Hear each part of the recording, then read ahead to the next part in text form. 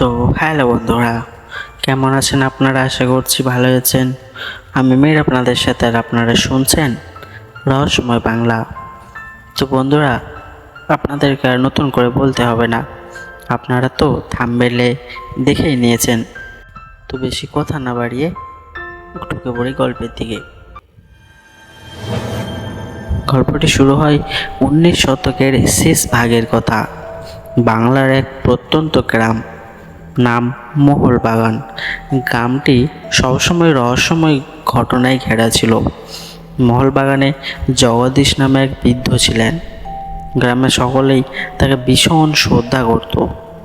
জগদীশ দাদু ছিলেন এক সময়কার কৃতি গোয়েন্দা, তবে এখন বৃদ্ধ বয়সে তিনি অবসর জীবনযাপন করছিলেন। একদিন গ্রামের এক প্রান্তে অবস্থিত পুরনো জমিদার বাড়ির কর্তা রুদ্রপ্রতাপ দাদুর কাছে এসে বললেন। তিনি ভীষণ আতঙ্কিত ছিলেন এবং বললেন, দাদু, আমার বাড়িতে কিছু একটা অদ্ভুত ঘটনা ঘটছে।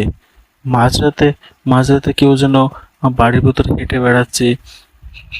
কিন্তু কিন্তু আমি প্রথমে মনে করছিলাম চোর, তারপরে ভাবলাম চোর নয়। কিন্তু আশ্চর্যের বিষয় হলো, তাকে কেউ দেখতেই পায় না, শুধু শুধু শুধু ছায়ার মতো একটা কিছু দেখতে।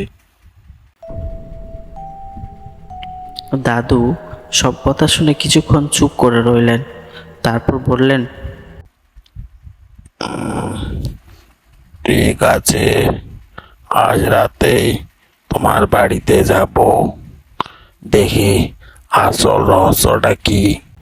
রাত্রে দাদু এসে বসে রইলেন জমিদার বাড়ির অন্দরে।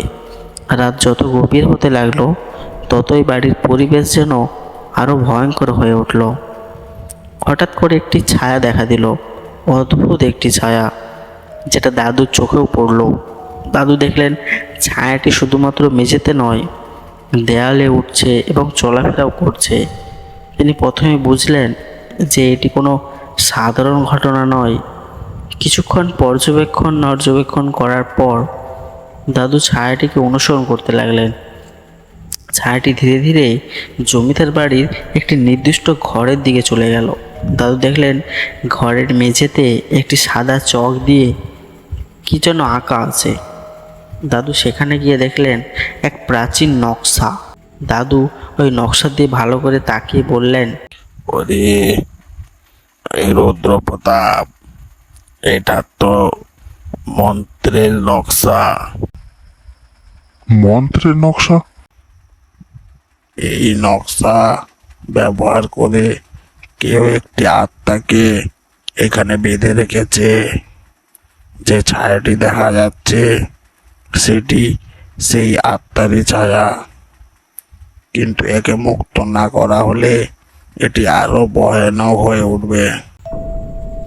সেই সময় দাদু কিছু প্রাচীন মন্ত্র উচ্চারণ করলেন এবং সেই নকশাটি মুছে ফেললেন। মুহূর্তেই ছায়াটি মিলিয়ে গেল। বাড়িটি যেন হঠাৎ করেই শান্ত হয়ে উঠল। রুদ্রপ্রতাপ অবাক হয়ে দাদুর দিকে তাকিয়েছিলেন এবং দাদুকে বললেন, দাদু, আপনি কি করে জানেন এইসব, বা কি করে জানলেন? রহস্যের জগতে এমন অনেক ঘটনা ঘটে যা সাধারণ মানুষের চোখে পড়ে না রে রুদ্র। তবে প্রত্যেক ঘটনারই কোনো না কোনো একটি ব্যাখ্যা থাকেই। এরপর থেকে জমিদার বাড়িতে আর কোনো অদ্ভুত ঘটনা ঘটেনি। মহলবাগানের মানুষজন বুঝলো যে দাদুর মধ্যে অভিজ্ঞ গোয়েন্দার রহস্য সমাধানের ক্ষমতা আজও যেন ফিকে হয়ে যায়নি। তো বন্ধুরা, এই ছিল আজকের আমাদের ছোট্ট গল্প। তো বন্ধুরা, আপনারা যেসব গল্প শুনছেন সেসব সম্পূর্ণ নিজের বানানো গল্প। এই গল্প যদি আপনাদের ভালো লেগে থাকে, তাহলে চ্যানেলটা সাবস্ক্রাইব করবেন আরও নতুন নতুন গল্প পেতে।